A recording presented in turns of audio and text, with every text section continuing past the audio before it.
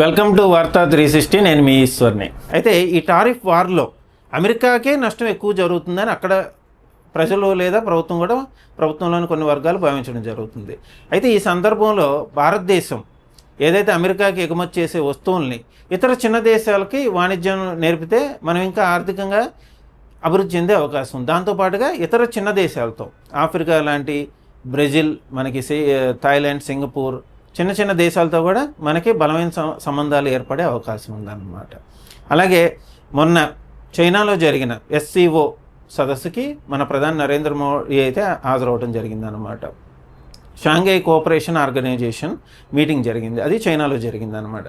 అది ఆగస్టు 31 నుంచి సెప్టెంబర్ 1 వరకు జరిగింది.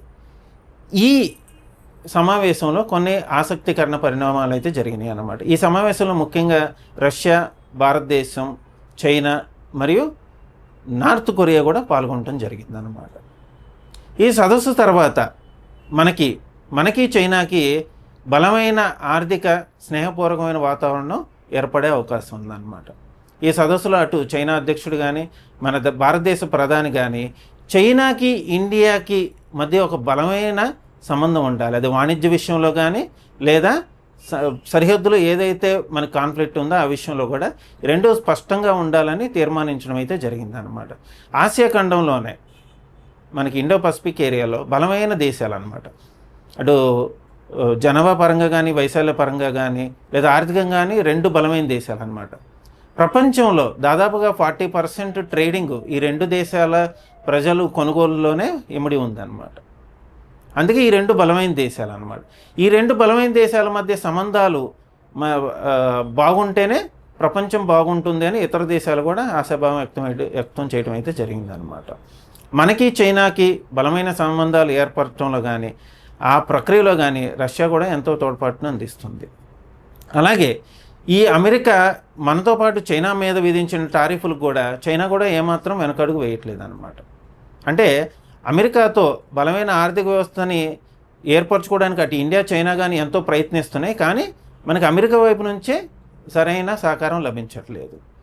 అందుకనే మనకి ముఖ్యంగా ఇప్పుడు ఈ బ్రిక్స్ దేశాలు అంటే మనకి Russia, Brazil, south Africa, China, India ఈ దేశాలన్నీ కలిపి ఒక బ్రిక్స్ అనే ఒక సమూహంగా ఏర్పడినాయి అన్నమాట. ఇప్పుడు కొత్తగా వస్తున్న వాదన ఏంటంటే బ్రిక్స్ దేశాల మధ్య జరిగే వాణిజ్యంలో బ్రిక్స్ కరెన్సీ లాంటి ఒక అనుకూలమైన కరెన్సీ ఉండాలని కూడా ఈ దేశాలు తీర్మానించుకున్నాయి అన్నమాట. అంటే అటు రష్యా, ఇండియా లేదా ఇండియా, చైనా లేదా ఇతర బ్రిక్స్ దేశాలతో జరిగే వాణిజ్యంలో కొత్తగా బ్రిక్స్ కరెన్సీని ప్రవేశపెడితే ఈ అన్ని దేశాల మధ్య వాణిజ్యం సులభంగా ఉంటుంది అనే ఉద్దేశంతో బ్రిక్స్ కరెన్సీని కూడా ఇంట్రడ్యూస్ చేసే అవకాశం ఉందన్నమాట. ఎప్పుడైతే బ్రిక్స్ కరెన్సీ లేదా మన కరెన్సీతో ఈ బ్రిక్స్ దేశాలతో వాణిజ్యం చేయటం మొదలు పెడతామో అప్పుడు ఆటోమేటిక్గా డాలర్ యొక్క ప్రభావం తగ్గుతుంది. డాలర్ యొక్క ప్రభావం తగ్గినప్పుడు మన రూపాయితో పోల్చుకుంటే డాలర్ విలువ కూడా ఎంతో తగ్గే అవకాశం ఉందన్నమాట.